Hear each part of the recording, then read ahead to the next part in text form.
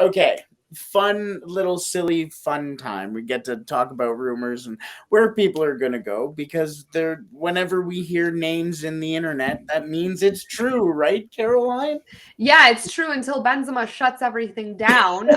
So I woke up this morning. It's so funny. Yesterday, I checked my phone like crazy, even during the whole Europa League final, because I'm like, when's this Benzema news going to drop, right? And I don't want to miss it. So I wake up this morning like 6:45, and it's like sources are reporting Benzema, to the Saudi Pro League for 400 million euros in 2 seasons. I'm like, of course it drops now. So everyone's reporting this big accounts, obviously like big accounts. It's making its rounds on social media across all these outlets.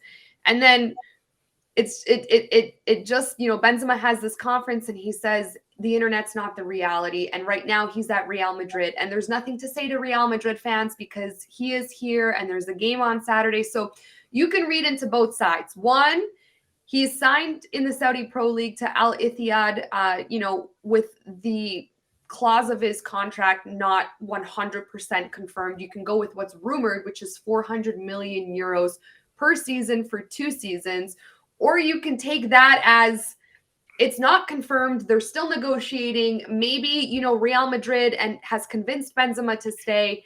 And the quote unquote internet's not reality is Benzema being like, okay, I have 1 year left on this contract and I'm going to stay in Spain. So it's crazy. Who knows what's going to happen? But Benzema going to the Saudi Pro League would be crazy for obvious reasons. Ronaldo's there. He has a big impact, a big influence on obviously football, sports, pop culture, clearly the Saudi Pro League, and getting players like Benzema and other players and, even Messi's in that conversation could be huge for the development of that league. So lots going on, but my eyes are glued to my phone right now to know what's going on with Karim.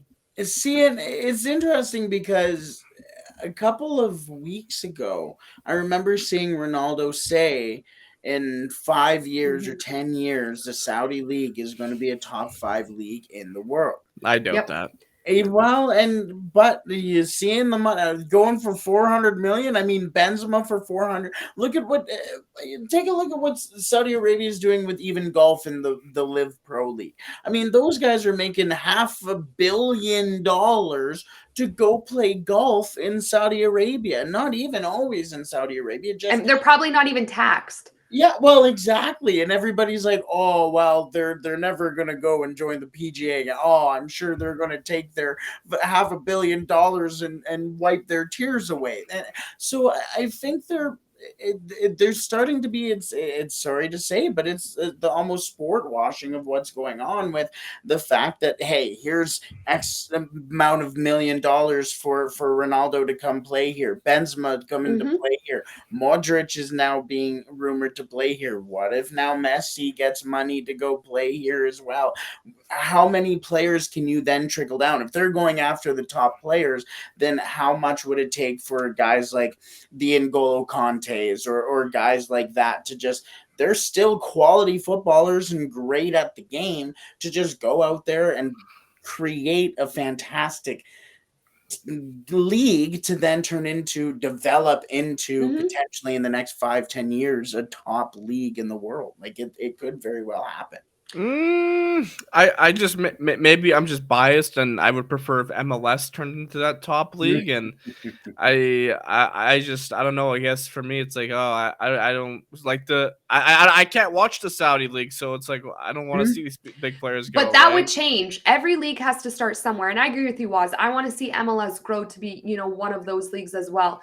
Every league has to start somewhere, and what the Saudi Pro League has is a lot of money. Yeah. So, with Ronaldo going there, there's, Nike's already going to be the future sponsor of Al Nassr, which is wild. And, Benzema goes there and maybe Messi goes there or Modric.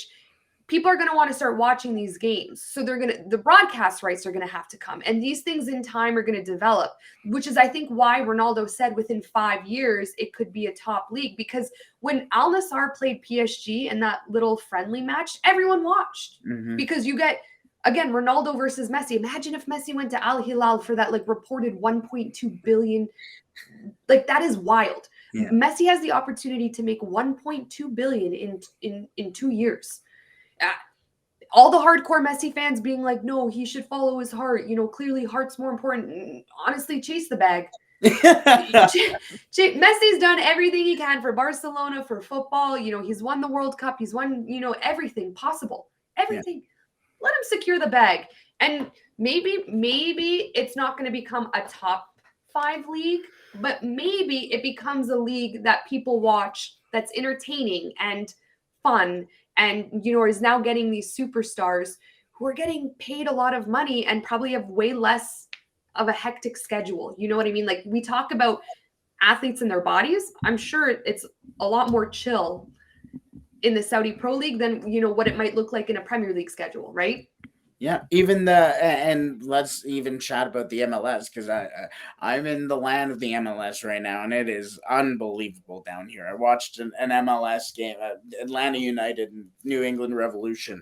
That thing was unbelievable. But the MLS, take a look at even some of the prices, though, at the same time. Look at how much San Diego had to pay to get into the league. They had to pay $500 million to get into the MLS. So hopefully soon there will be money in the MLS, and it's not like the product isn't fantastic. It's a really good product, and you have players like Bernardeschi is unbelievable to watch. Insigne is unbelievable to watch. Both of them are on the same team. You can talk about Shaqiri. You can talk about Thiago Almada. All these guys. Oh, by the way, who won the World Cup is playing in the MLS, and he's a young player who's going to have success in his career. This is a great league too. So is there potential too? Now it sounds like that maybe Lionel Messi will be a part of the MLS too with Inter Miami. Well, that's what everyone's saying. So obviously there's that Al Hilal bid.